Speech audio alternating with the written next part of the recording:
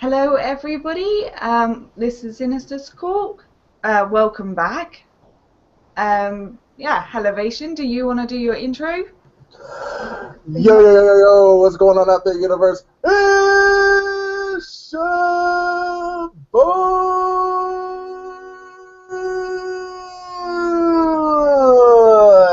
Elevation, aka the Sith Lord of Gaming up in the building. What's going on, everybody? Yeah, what's up? What's good, everybody? I just want to take this first sort of bit to sort of explain, where I've been, because I know I haven't uploaded in. Yeah, where you been? Where you been? I just want to say, basically that I was not well. At first, I wasn't well. I ended up being hospitalized, and yeah, things were, health-wise, wasn't too great. And then because of that, just feeling really ill and really sick, I just didn't have the motivation for YouTube, and it just seemed like things were just irritating me more than giving me a desire to do it. And the thing with YouTube is that there are certain things that can drag you down, like people starting drama for no reason, the stupidness of trolls who just want to outdo each other with what is the worst insult they could possibly think of, all those kind of stuff. It just it grates on you, it drags you down, so I just wasn't feeling very positive, very lively, and just not feeling doing YouTube videos at all. And yeah, basically I wasn't even gaming. So I didn't have any gameplay recorded at all because I just wasn't gaming. I haven't really gamed in 3 months because of feeling so rubbish. But yeah, I'm starting to feel good now, so I guess we're back to normal, sort of, hopefully. Well, I think one of the misconceptions about YouTube, especially the YouTube gaming side, is that, like real life, gets in the way of, our hobby, you know what I'm saying? And a lot of Mm. people, forget that, that's what this is. It's a hobby at the end of the day. It's like I don't understand those motherfuckers that like upload a video every week, every day. I don't understand those motherfuckers like their whole day revolves around trolling about gaming. And then on top of that, I mean, this is the way why I haven't uploaded a video in 3 weeks. I mean, there's nothing to fucking talk about in gaming. It's the same shit. Arguing over 1080, which system has, the better resolution and what system has the better specs. I'm like, what about the games, nigga? Like, are there any games to play? No? Okay, then let's stop arguing about this stupid bullshit that doesn't even matter. Like, if you care about specs and hardware so much, why don't you fucking play on PC? I don't get that. I can understand the argument on PC, you know what I'm saying? But consoles? Are you fucking serious? Like, come on, man. Let's play some video games. Let's talk about gaming, and let's wake up because the gaming industry is really fucking us in the ass right now. And nobody seems to care. All they care about is the fucking PlayStation 4 could fucking do 4K. So can So can the fucking Xbox One. Who fucking cares? Are there any 4K games out there? It's just like. You got other shit to deal with, like, some of the stuff that you've been dealing with, and, I'm trying to lose weight and working on my health and, stuff like that. I ain't got time for this fucking trolling and bullshit in the community. So, y'all motherfuckers want to be some fanboys and some fucking, companies that really don't give a fuck about you. They're just sitting there counting money. That's on you. Yeah, I mean, it like precisely, especially for me, I'm a wife and a mother, and anybody who's a parent knows that, kids, they take up 24/7 of your time, you know. Mm, I mean, I'm quite lucky in their ages at the moment that I get some sort of independence in the evening where I can play, but without doing commentaries, I've got to wait till my kids are in bed Uh-huh. Then I've got to do the commentaries, then I've got to edit the commentaries, all that sort of stuff happens in the evening, as well as still trying to game to get gameplay. So when my real life merges into that free time, then, I don't have, YouTube, it's gonna fall by the wayside. And that's why I've always said from the beginning, is this hobby. I don't monetize my videos. I don't make any money from it, and it's purely because of that reason. I knew when I got in this, I started doing Call of Duty at first, and I know I'm not a beast Call of Duty player.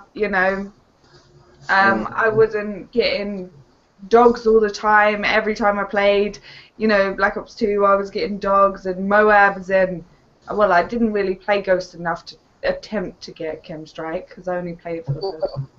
But but I know that I'm not like a beast player, but this is something that I wanted to do as a hobby. But I always knew that there was going to be at certain points where I, wouldn't be able to fulfill the whole everyday upload type thing. No. Yeah, like I said, I don't see the whole point in that. Oh shit, my fucking overlay fell off. I don't see the fucking point in that anyway. Anybody got no damn time for that. It's like, you can't, there's no way to, like, possibly make money from the game inside YouTube anymore anyway. So it's just like, this really is a motherfucking hobby for me. So, I just have fun, play video games, talk to other gamers about video games, and that's it. Yeah, but then don't you find that there are some people, and I'm obviously not going to start drama here, so I'm not going to name names or anything, but I have actually, I have actually seen, a lot of people, and they say that they go, oh, it's not about money, oh wow, I can go and get, okay, I'm not going to say that because I think I get myself into trouble. Um, but yeah, basically they'll say, it's not about money. That's not why I do it. But then, do things on their channel to make sure that they get the viewership all the time. Do you see what I Mm-hmm. mean? Even though Mm-hmm. they maintain, you know, I don't know, like saying, I've seen a lot of people do this. I'm not singling anybody out here. I've seen a lot of people do this. They turn around and they say, I hate Call of Duty Ghosts. But then all that's on their channel is Call of Duty Ghosts because they know it brings in the views. Do you see what I mean? Well, Whereas, not only that, it's just a combination of, there's no other fucking game to play out there. Nobody, and like, all the other games are not entertaining to watch. It'd be different if you had like a game that was fast paced, full of action, and just was, entertaining to play and to watch. But there's either, it's either fun to watch or fun to play. And Call of Duty kind of strikes a good balance between that. I could watch people play Call of Duty all day, but put up a Titanfall video, I'm like, see, I can't do that with Call of Duty Ghosts. Like every time I see Call of Duty Ghosts, it just irritates me, and I will watch it to support people, of course. But if I was, say, if I wasn't in the YouTube community and I didn't know people who had a YouTube channel who played it, would I actually go onto YouTube and search someone to watch Call of Duty Ghosts? probably not. No, and that's the truth of it. With with Black Ops 2, I used to watch people play Black Ops 2, and where you had, like the whole Worm Nation, with Black Ops 2, that was, some of those videos were actually quite funny to watch. And then you Hmm. had people who would troll, with the tack insert, they would, would troll, and trolling videos were at their height in Black Ops 2. Do you know what I Hmm. mean? And you just, it just seems to me like Call of Duty Ghost is just lacking in that fun factor where you can just go on and muck around because everybody Well, sits in the corner.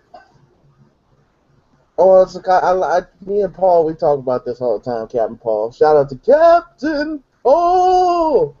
We talk about this all the time. That I told Paul that one of the problems with Call of Duty 4 is that Call of Duty 4 was too gun on gun. You know what I'm saying? And it's like, at the end of the day, you want stuff in the game that's gonna bring that irritation factor. Because I mean, that's one of the people talk about rage. Oh, Call of Duty makes me rage. It pisses me off. But it's like, if have you ever played a game that just like is just calming? You get bored after a while. You're just like, oh man, it's like Minecraft. Like I could play Minecraft for hours on end, but at the same time, it's like after a while, it just you get bored. Call of Duty is always one of those games where it's like it's a challenge. You know what I'm saying? Whether you're playing against a troll or you're playing against campers. I mean, after a while, yeah, you get tired of it because you're seeing the same fucking shit. But Call of Duty's always got that. I can go back and play this. I don't need a break necessarily from it, or maybe you do need a break from it, but it's not like you can't ever go back and play. But Ghost, it went back. I mean, it made the game too much for campers. I mean, it catered too much to campers. You know what I'm saying? And didn't give enough elements for assault players and rushers to really have fun in the game. I mean, the kill streaks suck in the game, so it's just like, well, if you're gonna make the kill streak suck, but you're gonna have the equipment be really overpowered, then it's no point in playing the game. Mm, yeah.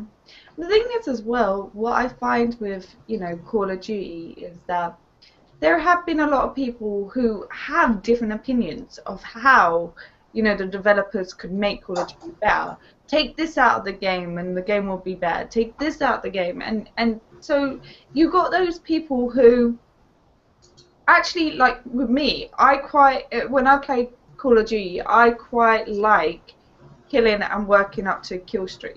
It's sort of like when you try and get an achievement in role-playing games. Do you know what I mean? Yeah. That's what it feels. So when you finally get that score streak and it does get you a load of kills, it's rewarding for me. Mm-hmm. But then there are people out there who hate kill streaks, and they're like, it should just be about gun on gun, and your kill should be about how many people you shot rather than calling in a kill streak. Do you see what I mean? Well, I But mean, and that's the reason. Oh, sorry. that's all right.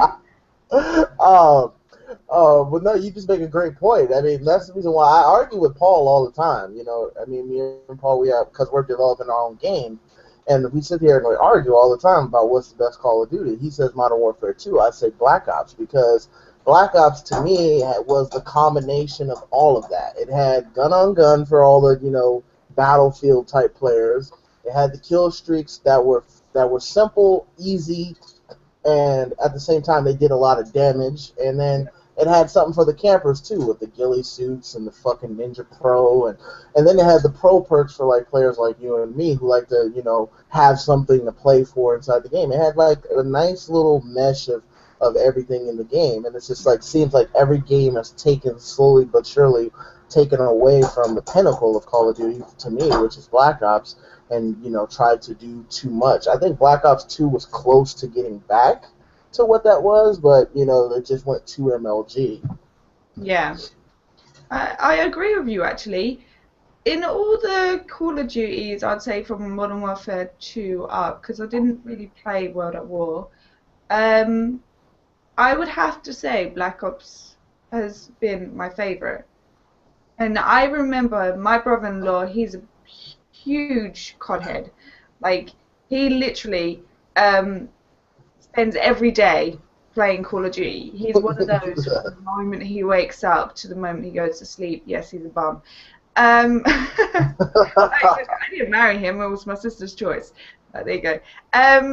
But yeah, he's a huge COD head, so he plays it from morning to night. You never see him do anything. I swear, if he could have one of these chairs that is a toilet, he would go right there, spend his whole time naked, just go where he was sitting and spend it on Call of Duty. And he actually has sold his Call of Duty Ghost and is playing GTA. Yeah. Because he just has nobody to play with on Call of Duty Ghost, and he finds it absolutely boring, and all his friends are actually playing GTA.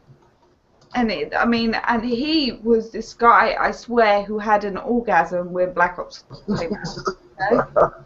He literally like came in his pants when Black Ops came out. I think, he actually, I think he was the one time he actually went out and queued for the game. Usually gets my sisters to do it.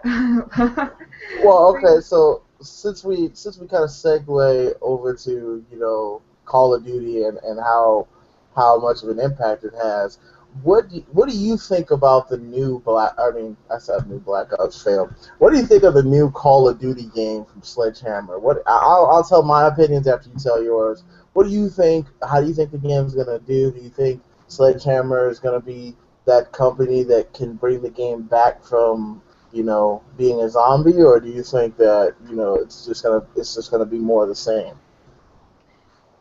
Ooh, to be honest, I don't know much about Sledgehammer. I know somebody said to me, I think I was watching somebody's video, I can't remember, and they said that, they was partly a developer in Modern Warfare 3, um, but nobody really knows how far, their influence went. Do you know what I mean? Because Modern Warfare 3 has its problems. So I don't really know Sledgehammer as a developer, but I really think that they have to pull a rabbit out of the bag. Because even with Ghost, with all its gimmicks and stuff, it is still failing really bad. Really bad. I mean, like, Snoop Dogg, come on. To me, I think that when I look at what Infinity Ward has done with Call of Duty Ghosts, clearly Infinity Ward itself was the problem. You know what I'm saying, Yeah, with Call I of agree Duty. with that. I mean, because it's a game that has no vision. Like I said the same thing about Titanfall. Has no vision, has no end game, had no meta game. It just basically was trying to rip off everything that was good about Black Ops 2, but didn't do it at all. The only Yeah. great thing about Ghost to me is the connection. But if you talk to certain people, they say the connection sucks in the game too. So it's like the game doesn't have anything going for it that makes it its own. So I think Sledgehammer is going to be a company that really, you know, takes Call of Duty into a different direction. I don't know if the direction is necessarily going to be good or bad. We're going to have to wait and see.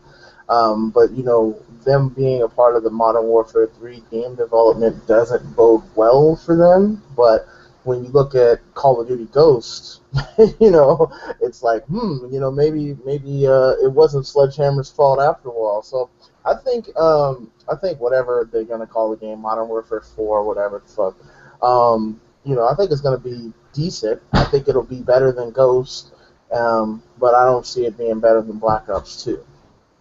Yeah. Yeah. I agree with you there.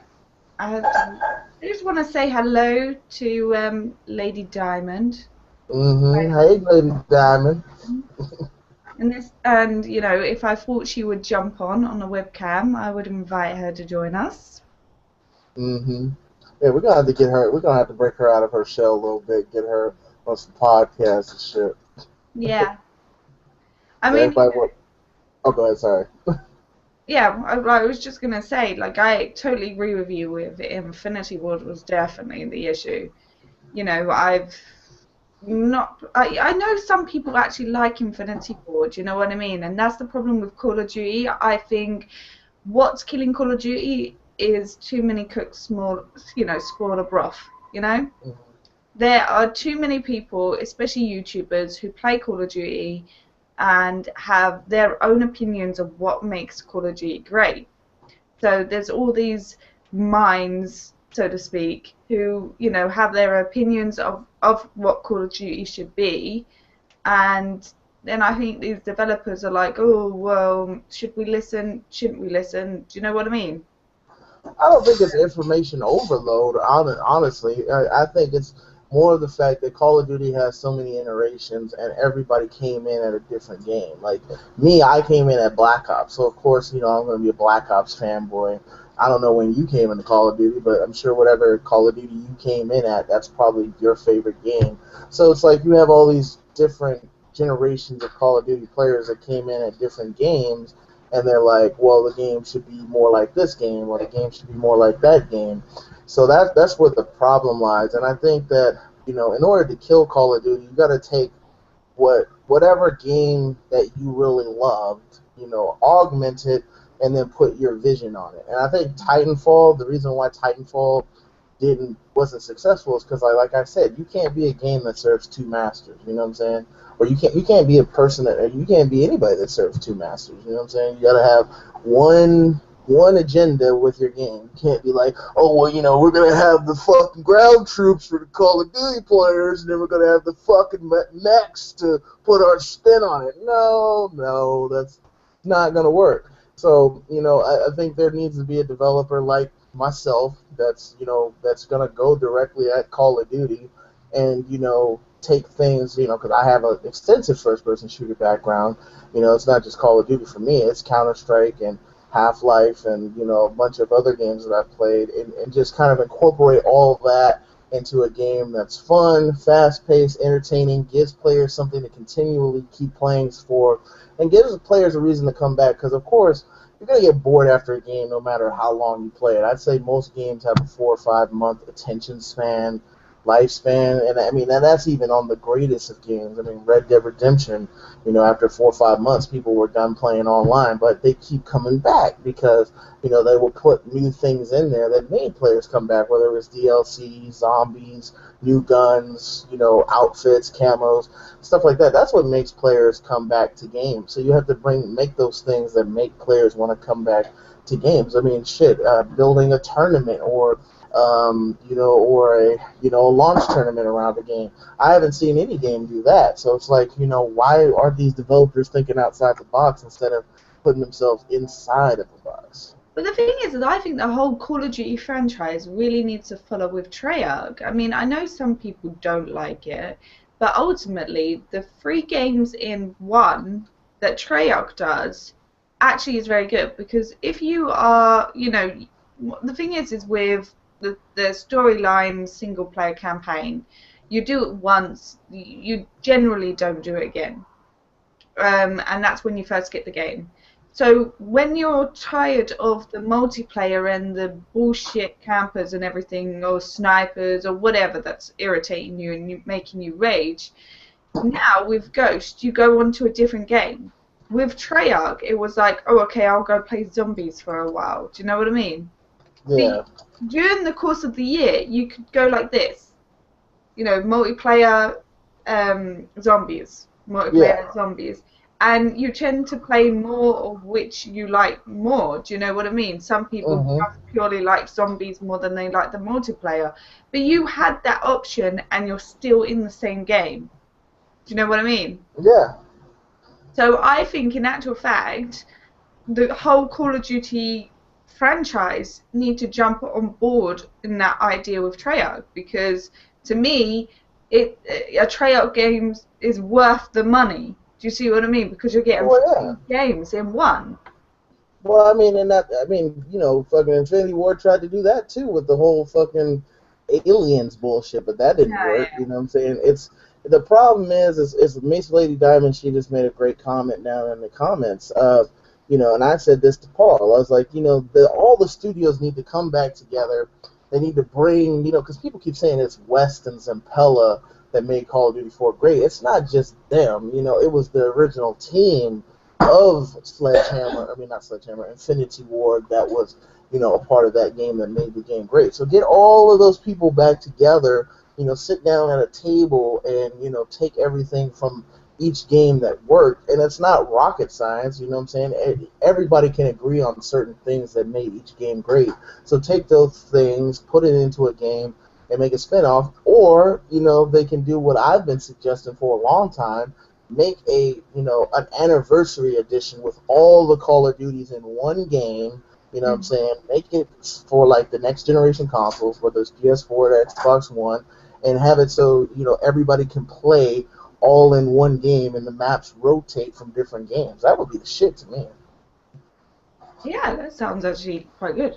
Sounds quite Yeah. good to me. Like I'm like, because the thing is as well, that would so work, because there are so many people like me, like I said, I never played World at War, but I would like to try World at War, and I actually, you know, bought the game secondhand, but it was just so full of hacks that I just never got, you know, on it.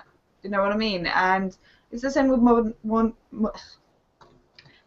Warfare 2 and Call of Duty 4, you know? They're Hmm. full of hacks. So it's like you can't really have a decent game on those games, but people still love them. So if there was an anniversary game where you had all the Call of Duties with actual dedicated servers, would be nice. Thanks. You know, Hmm. but this Exactly. hard shit. Um, it would be great. It would be really good. I mean, could you imagine? I mean, like instead of like sitting, like you're in the lobby, and instead of sitting and waiting for a map to come up, you're waiting for a game to come up. So like Oh yeah, you have that like would Call of be amazing. right? That You have would like be Call of Duty so amazing. 4, Modern Warfare 2, World at War, and you could pick the game that you want to play, and then you could pick the map. That would be the Yeah, shit. that would be so cool. I would imagine myself being in a lobby, right, and it will say Modern Warfare 3. I'll be like, yeah, I'm skipping out this lobby. Let's go play somewhere else. Because I cannot stand, out of all the Call of Duties, I cannot stand Modern Warfare 3. It is so frustrating and annoying for me. I hate it. But you it looks know, really interesting to play. When I watch videos of Modern Warfare 3, I'm like, yeah, actually, that looks like it's fun. And then I actually go onto the game and I'm like, no, why did I even do this? I don't even gone to well, first speed it's yet. because Modern Warfare 3 to me, like, it had really great looking DLC maps. Like, to me, Black Ops 2 had the best DLC maps, but Modern Warfare 2, this is just my opinion, had the best looking DLC maps like Oasis and, I can't even think of all of the maps, but they had some great looking DLC maps at the time. So it's just like, that's why people like go back and look, and they're like, oh yeah, Modern Warfare 3, let me go play it. And they're like, oh, fuck this game. Yeah, exactly. Like, even that has got its hacks. I mean, I've even got a video on my channel where I literally get trapped in the corner by this invisible guy who's probably just taking the piss out of me the whole entire time. Ew. The and then, invisible knifing. and then, and then Lady Diamond said, "Stop picking a side. Not everyone can afford next gen, and right now it is a lot of games to play on the next gen at the moment for it to be worth buying." And that's why I said it should come out exclusively for next gen to not only give people an incentive to buy the next gen consoles, but also, PlayStation 4 has a huge install base that's waiting for a game. I mean, you would not get tired of that anniversary edition game No, you for wouldn't know. probably at least 4 months. You know what I'm saying? Until a better game came out, because you have so many different versions of the game to play, and then imagine putting the DLCs for each game into the anniversary game with But the new problem weapons. is, Call of Duty would never be able to sell another Call of Duty. Would buy another Call of Duty. They'll be like, fuck buying another Call of Duty every year. I'll just play on the anniversary edition. Well, I mean, they could do like Halo did and come out with like they could come out with like a Treyarch anniversary edition, Infinity Ward anniversary Yeah, edition, that would be. and then you could come out with like Call of Duty 1, 2, and 3 anniversary edition. That's all in one package. You could do it like that too. You know what I'm saying?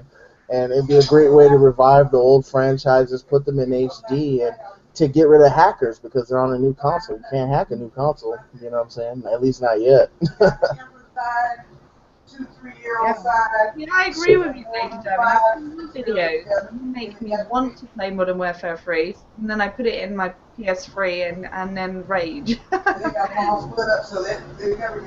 The storyline said, yeah, hacking on that one is out of control. Yeah. um, but yeah, so that's, hold on a second, real quick. Ma, go in your room. I'm doing stuff. Anyway. By the way, I love you, Mom. She's being hella loud. But what was I saying? Train of thought. Oh, so anyway, enough about Call of Duty. We've talked about this raggedy ass game long enough. So, what games are you and Mr. Blamablam looking forward to this year? I don't know, you know. I don't think there's anything that I'm really looking forward to other than Destiny. But I tell you what is on the PS4 right now, and that's Fez. It's a game called Fez. That's an old game though. That was on I Yeah, think it was on Xbox One, Xbox 360 first. was it? I've never even heard of it before. But I tell you Yeah. what, it was like £8 to download, something like that. I don't know. It was my kids. My kids were like, "We'll play Fez. We'll play Fez. We will play Fez." So I was like, "Okay." Well, I downloaded it, and since then, I think I'm kind of addicted. You know, I it's always. Oh, That's good. the great Sorry. thing about kids. It's like I was actually said this to my son. I was like, um, the great thing about having kids is you get to do kid things without people staring at you thinking you're a weirdo. Do you know what I mean? Hmm. You can go to the new Disney movies and watch Frozen or buy Frozen on DVD, and it's okay because you've got kids, so you Hey, don't look shit, like I a don't give a weirdo. fuck. I don't got no kids, but I still go watch those movies and shit. I tell you what, once I did because I'm a huge Beauty and the Beast fan.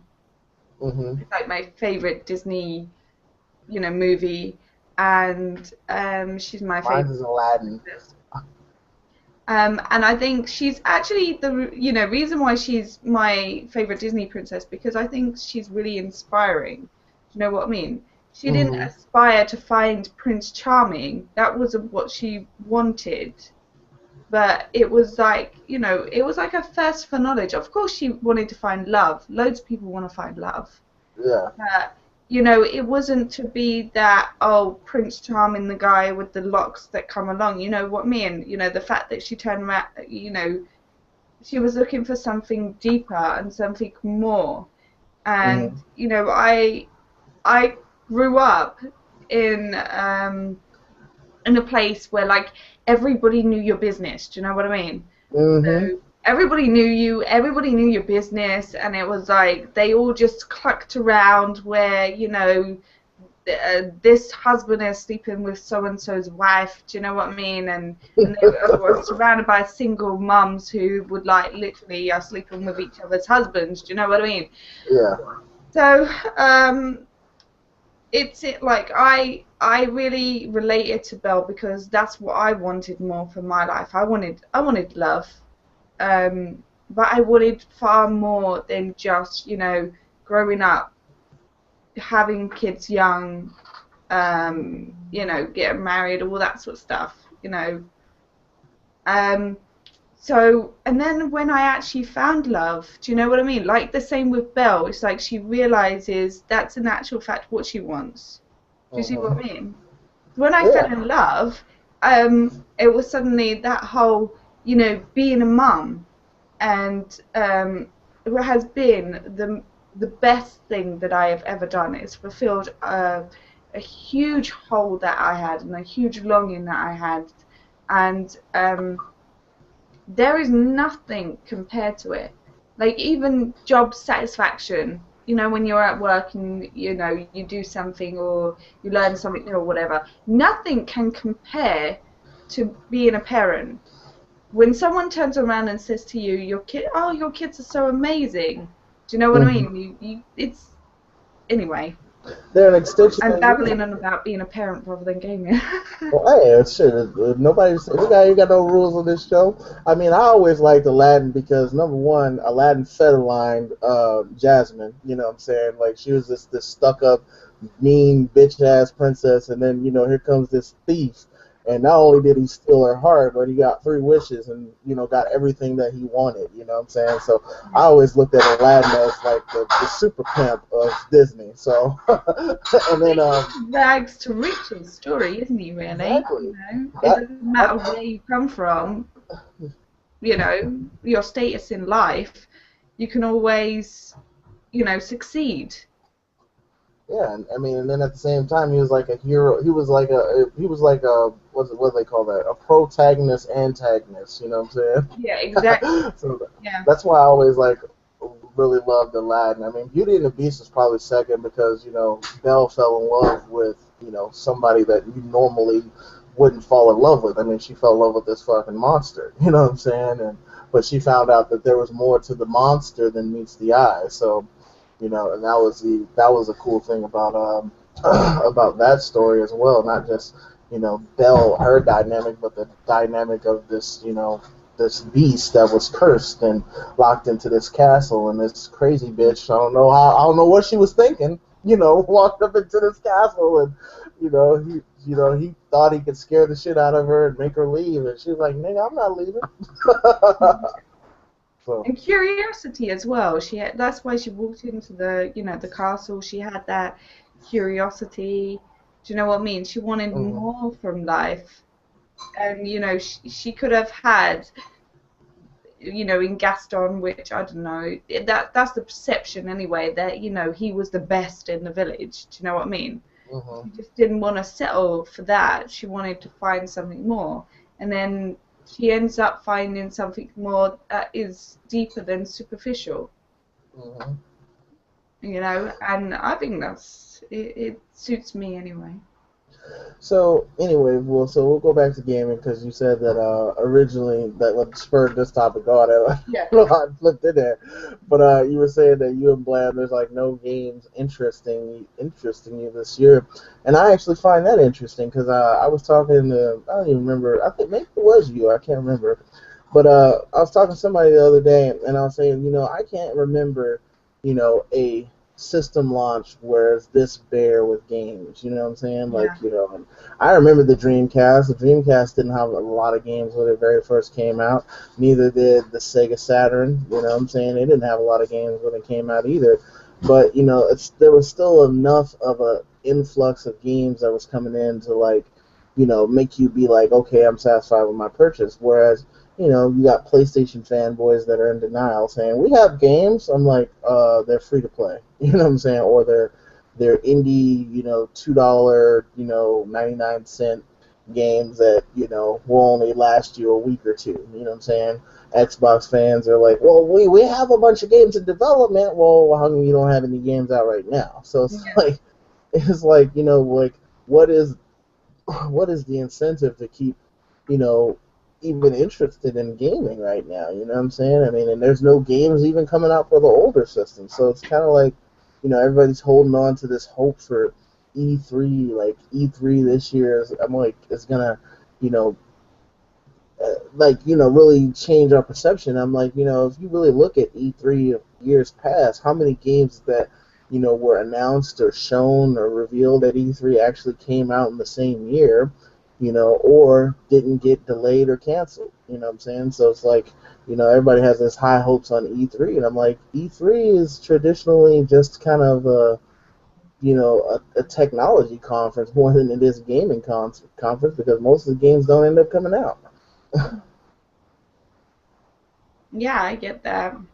I get that. It's just, yeah, I agree with you. Like a lot of the games that I'm actually finding interesting on PS4 right now, are free to download, or like you said, for me, a couple Fast. of with a couple of dollars. But yeah, Yes. so it's like, yeah, a couple of pounds, and yeah, not really much. Do you know what I mean? So Hmm. that's what I really find when we play the PS4. I think someone said my brother got the PS4 actually, and he said, "Can you lend me some games?" And I said, "Oh, all I really have disc-wise is like Battlefield 4. That's it." Yeah, I'm and like, that's what else is there? FIFA 13, FIFA 2, which tanked. yeah. I mean, that's all that came out. I was talking. Who was I talking to yesterday? I cannot fucking remember. I was talking about Battlefield 4, and you know, I was saying Battlefield 4 could have been a COD killer this year, but you know, Dice rushed it. You know, well, not Dice. EA rushed Dice. You know what I'm saying? Because Frostbite engine wasn't ready to fully develop on Battlefield 4, and Battlefield 4, you know, just had too many glitches, bugs, and complications. You know what I'm saying? It just really just stalled its you know ascension. You know what I'm saying? Yeah, definitely, definitely. So it's just kind of like, to me, gaming this year is a wash. I mean, and a lot of games that people are projecting to come out, I mean, I'm even losing interest in Destiny because it's just like, no, there's no real hype behind it. Like Destiny's supposed to come out in September, August, and where's the trailers? Where's the snippets? Where's the little info? Where's the demos? Like what is there to keep me interested in gaming? So I mean, that's the reason why I've taken a step back from gaming. Yeah, I mean, like even the difference between me this year to last year. I mean, this year, I'm more looking forward to my holiday, in the summer, rather Mhm. than like last year. I was looking forward to Saints Row coming out, um, Mhm. seeing what GTA was like. I was gun ho for Assassin's Creed. I was so happy that was coming out. Yeah. So, I was pretty much wetting myself over there. I love Assassin's Creed. Um, so yeah, there were so many games last year that I was actually excited for, and it was like, I can't wait for July. I can't wait for, November, October. I was like so excited last year, and this year I'm kind of like, well, Yeah. outside. Let's go outside. Let's go find the park. Look, the sun's shining. What? That does that? See, you lucky. You got kids. You got like other stuff to do. You know what I'm saying? Like there's no void in your life. Like I mean, I've replaced the void of gaming with working out and training. But like I said, at the same time, training is kind of like a double-edged sword. It's like, yeah, it's fun and it's you enjoy making the progress, but at the same time, it's like you got to mentally get yourself prepared, and it's a grind. So it's like it's like a real life video game in a sense. So I'm playing myself as a video game, but it's just like I really do miss gaming. So I one of the things I want to do this summer is I'm probably gonna build a PC, because I've been talking to American. That's what I was talking to about all this stuff. This American Alucard, and I was telling him, man, I was like, I don't know if I could wait until this fall for that new 8-core processor and Intel's new line of processors to come out. I need some PCs, nigga.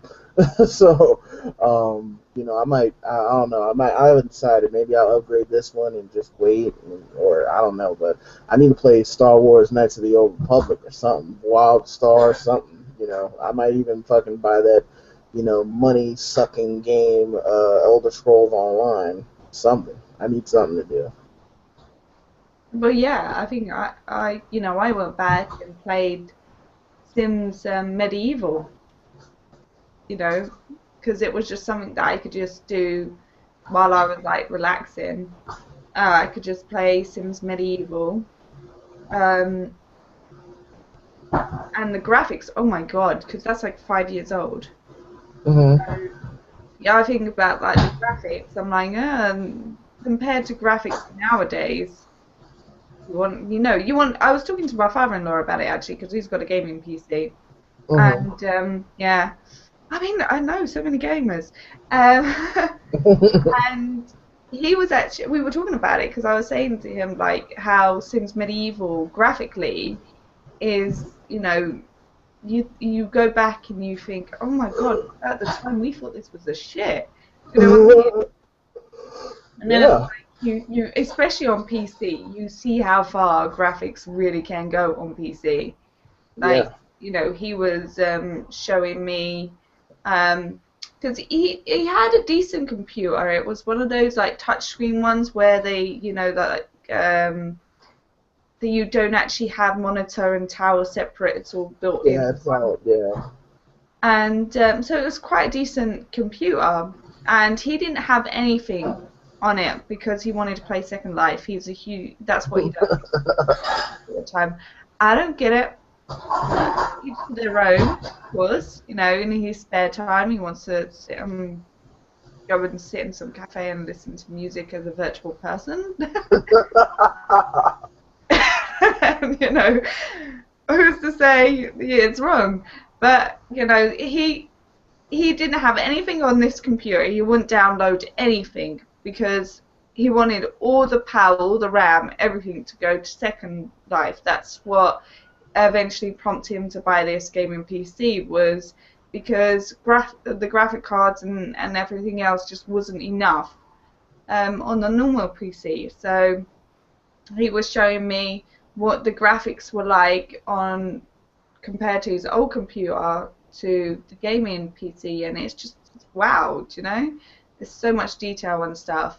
So it surprises me with these people who argue about, you know, 1080p or whether it's 720p. Do you know what I mean? When you see actual real graphics. Yeah, that's what I've been telling you this whole time. You know, like, people sitting here arguing about console graphics and console games and shit, and you know, at the end of the day, it's like it's nothing compared to computers. You know, I mean, even to a low end, you know, PC that you know you can build for less than $1,000. I mean, like, you know, it's like that. Those are, you know, 2 to 3 times more powerful than, you know, fucking current gen consoles. So it's just like, you know, motherfuckers sitting up here arguing about video. I mean, what better resolution and what system has better graphics? I'm like, if y'all care about that shit so much, why don't y'all get on PC? Oh, excuse me.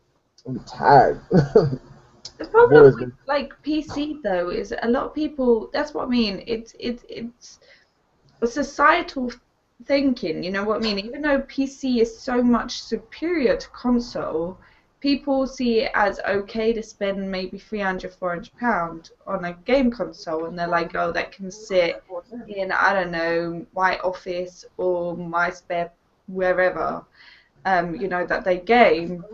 You know, a lot of people who do YouTube, they have this whole entire corner desk thing. Do you know what I mean? Where they have about 3 monitors and a game console. Do you know what I mean? So, and they usually have both.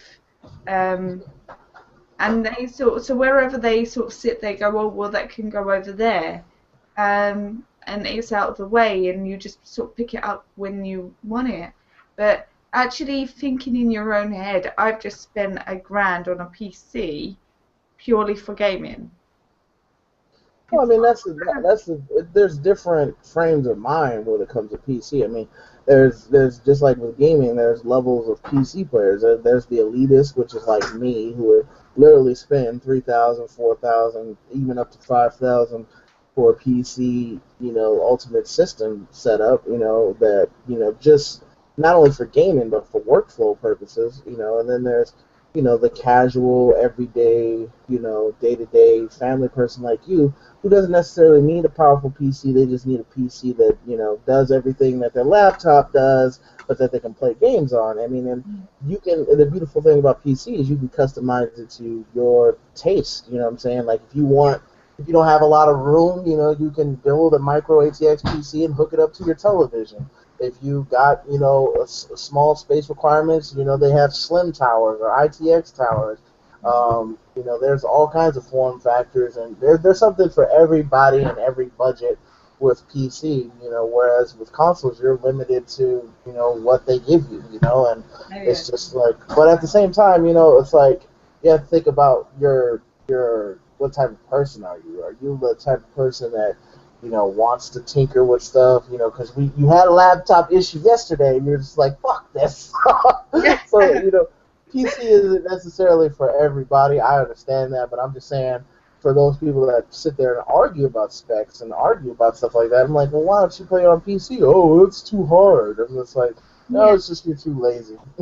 You'll go to college and get a degree in something that you can't even use, but you won't learn how to, you know, troubleshoot your own PC. That makes no sense. That's what I mean, exactly. Like I don't get arguing over graphics for consoles, you know, because PC is far superior than consoles are. But then if it's like you said, it's down to laziness and whatever. If you don't want to deal with, you know, a PC, you just want to come in, turn on a game console, and off you go.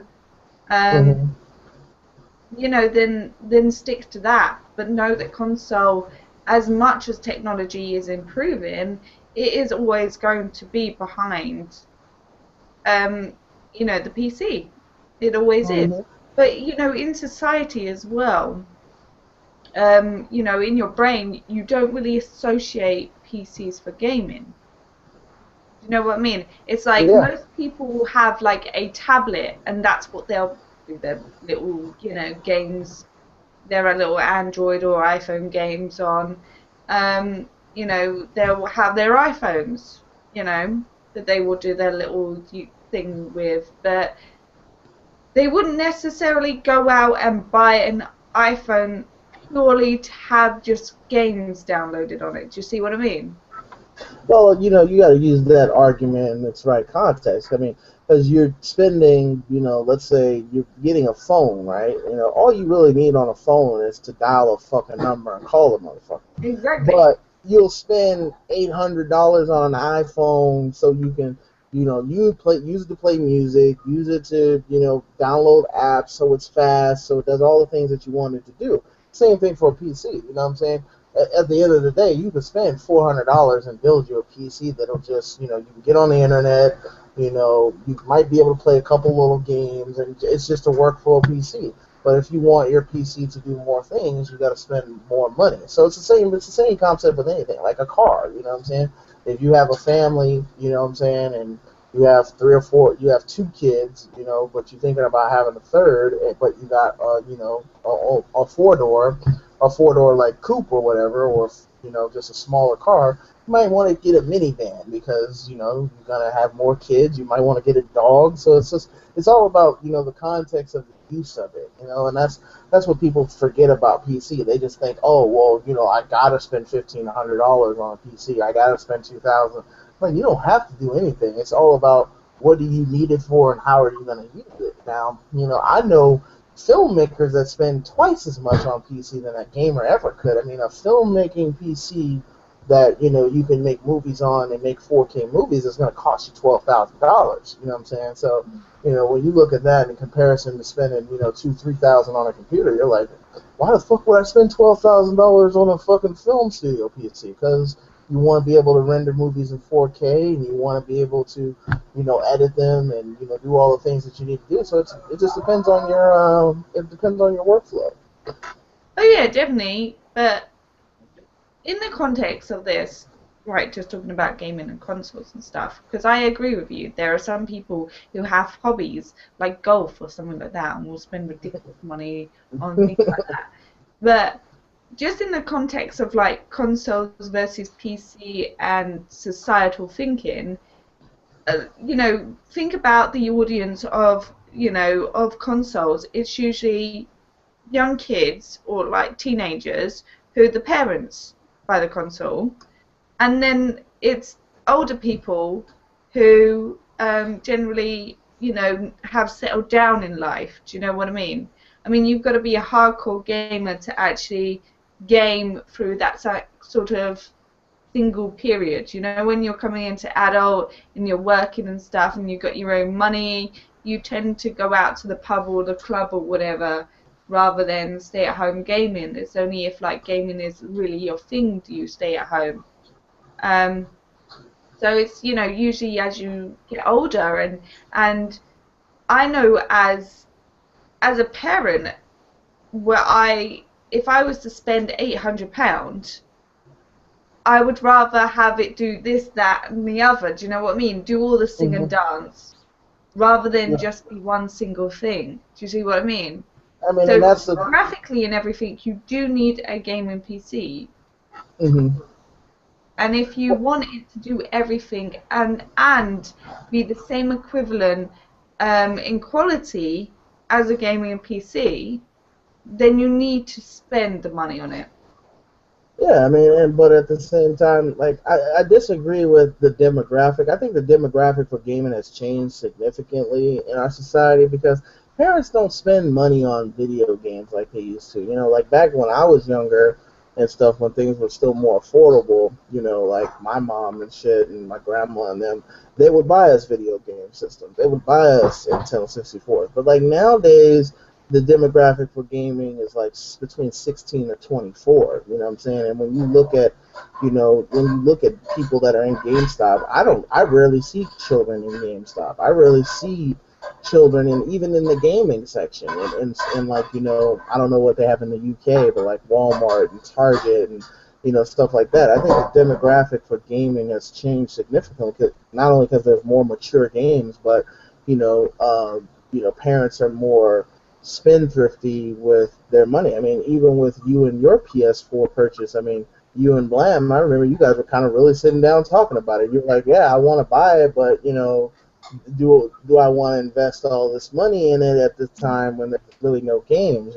You guys were really thinking about it, and you at one point in time you wanted to buy an Xbox One, and you had to sit down and think about that too. So as a parent, even as a parent now, and you're a gamer, your perception on, oh, am I going to just spend this money on video games has changed, you know what I'm saying? Because now you're not just a gamer anymore that could be selfish, you're a parent. So, Yeah. and as a parent, it's like, well, okay, I can spend this $400 on a PS4, or, I can maybe buy, my son, a new paint set, or I can buy, my youngest a new phone or something like that. You can spend your money in other areas and still be satisfied with your older gaming purchases. So it's like, so the demographic, I think, for gaming has kind of changed from parents just buying video games to now it's like, if your sons were older, if they were like 16, 14, you're like, oh, get a fucking job and buy your own system.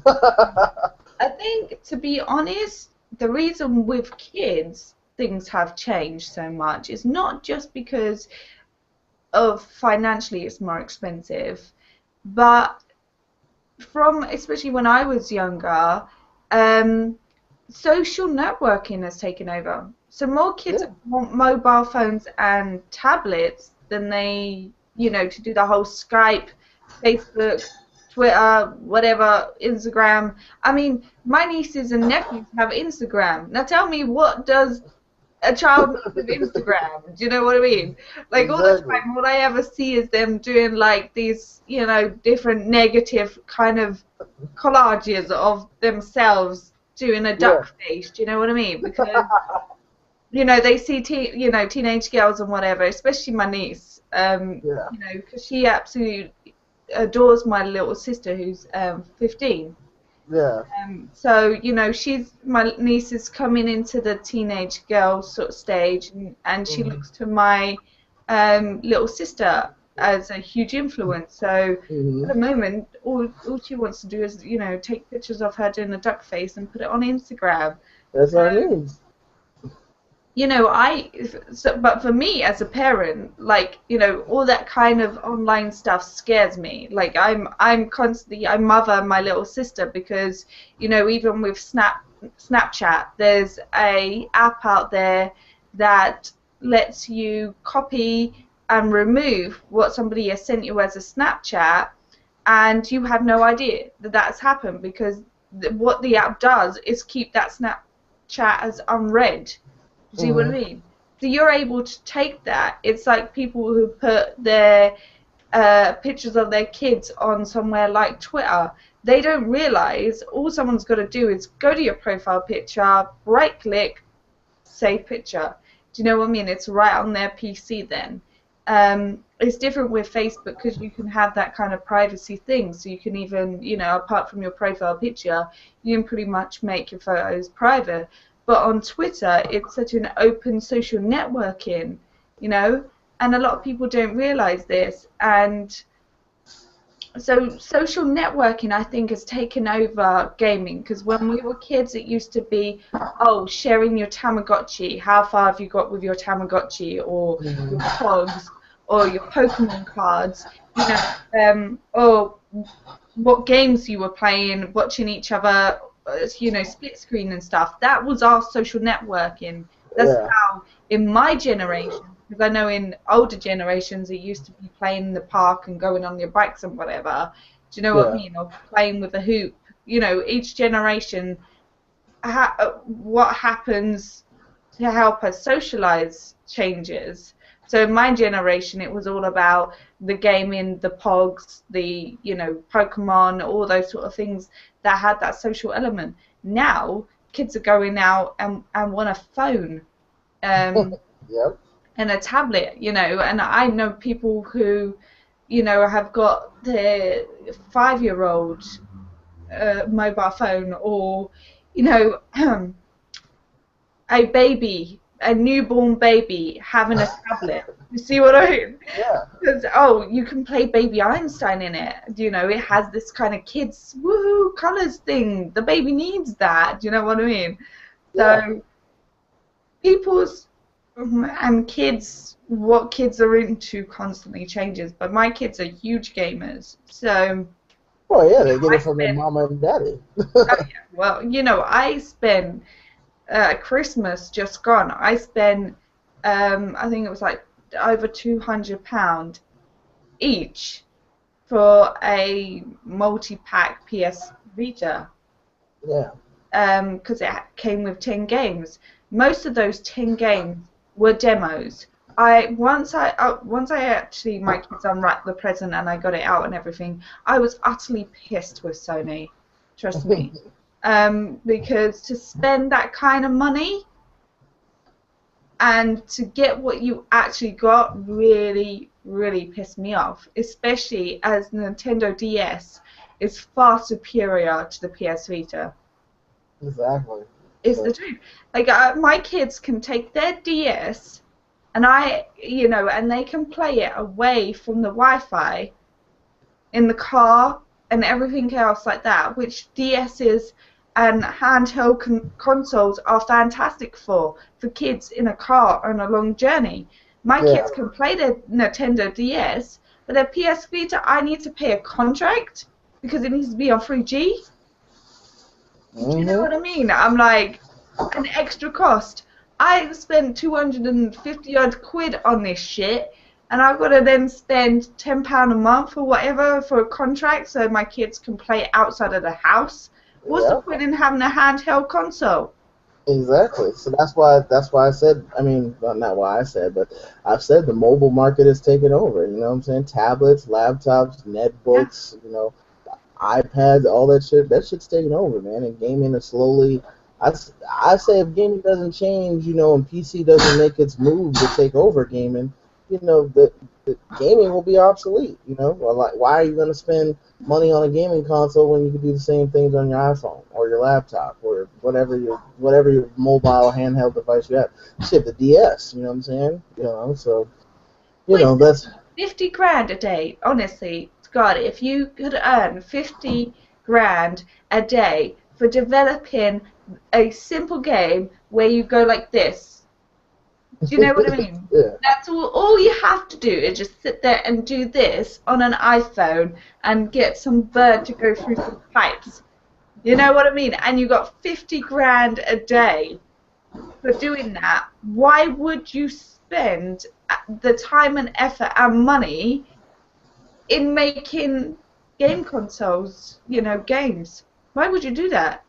It seems exactly. ridiculous to me. And that's why one of my video games' main focuses is on the mobile market. I want it to be compatible with tablets, iPads, iPhones, all that, so that you can play your games on the go. You know what I'm saying? Because that's what everybody does now. I mean, there ain't Yeah, nobody got no exactly. time for no fucking console. So, But anyway, we're almost shit hour plus. So, anything you want to say before we get out of here? Because I gotta go to the gym. Um, just that, like, we should be back next week on a Saturday because, yes, I did have technical difficulties yesterday. Yeah. Windows 8 laptop decided it needed to update and was an hour right before Sinister's call. So we will be back next week on Saturday, which will be 7 p.m. Eastern Time. And we'll try and get a guest on for you. Let me know in the comment section if there is anybody that you know and think would be good on Sinister's call, and I'll try and contact them. Hopefully, we'll be back to uploading as well. And also, if you want to be on Sinister's Court, and you don't necessarily have to recommend somebody, but if you want to be on Sinister's Court, let us know down in the comment section, and we'll discuss it, and we'll let you know. Yeah, exactly, definitely. And don't be scared. Don't be worried about your opinions, and even if your opinions are controversial, because here on Sinister's Call, I get all the dislikes, you don't. So if your opinion is controversial and you're worried about how it might affect your channel, hey, look, come to my channel. I'm the one who gets the dislikes for it, and that's what it's about. Because I don't, like I said, I don't monetize my videos, so I don't give hey, a I'm not even in fuck. a partnership. I'm not going to lose a partnership by having dislikes. So, and I quite like a good debate. I like an honest debate with people where even if you know, your opinion goes against the grain. And talking about that, I saw a video recently by Mr. Oneaway who said who was right. Oh, that would be the Sith. The Sith is always right. I keep trying to tell y'all niggas, but y'all don't want to listen. And Captain Paul. And where did that conversation take place? Right here on Citizens Court. So that's good old-fashioned conversation and debate for you. So there you And by go. the way, straight to be, I'm waiting on my motherfucking video apology, nigga, for being right. I told y'all niggas, but y'all won't listen. I told you, but that's alright. That's alright.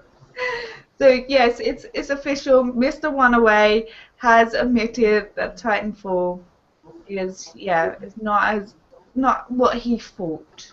And yeah, definitely go and check out Mr. Oneaway and that video where when he says Elevation is right and that Captain Paul is right. So yeah, definitely go and check him out.